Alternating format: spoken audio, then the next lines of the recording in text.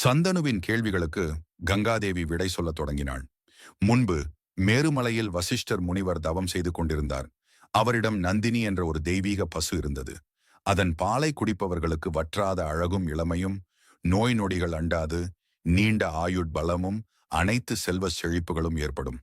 ஒரு நாள் 8 வசுக்களும் தங்கள் மனைவியருடன் மகிழ்ச்சியாக மேருமலையில் உலவித் திரிந்து கொண்டிருந்தனர்.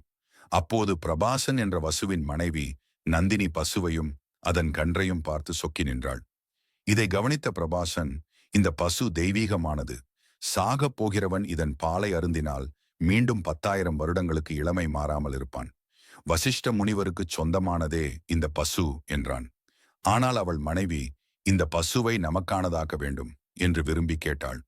தனது மனைவியின் விருப்பத்தை நிறைவேற்ற தவறு என்று தெரிந்தும் மற்ற தேவர்களின் துணை கொண்டு அந்த பசுவை அவர் திருடிவிட்டார். இதைக் கண்ட வசிஷ்டர் கோபம் கொண்டு, தேவர்களான நீங்களே என் பசுவை திருடியுள்ளீர்கள். அதனால் நீங்கள் அனைவரும் மனிதராக பிறக்க வேண்டும் என்று சபித்தார்.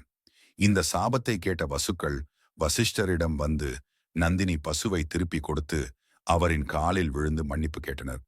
அப்போது வசிஷ்டர், நந்தினி பசுவையும் அதன் கன்றையும் திருட காரணமான பிரபாசன் மட்டும் நீண்ட காலம் மனிதராகவே இருக்க வேண்டும். மனைவி சொல் கேட்டு இழிவான செயல் செய்த காரணத்தால் இவன் பூமியில் பெண்ணின்பத்திலிருந்து விலகி துறவரம் பூண்டு மற்றவர்களுக்காகவே நன்மைகளை செய்து வாழ வேண்டும் என்று சாபத்தை விளக்கினார். அதனால்தான் மற்ற 7 குழந்தைகளை நான் நீரிலே விட்டேன். ஆனால் இந்த குழந்தை பிரபாசன் மனிதராகவே வாழ வேண்டும் என்பதாலே இதை நான் உயிரோடு விட்டுவிட்டேன் என்றாள் கங்காதேவி.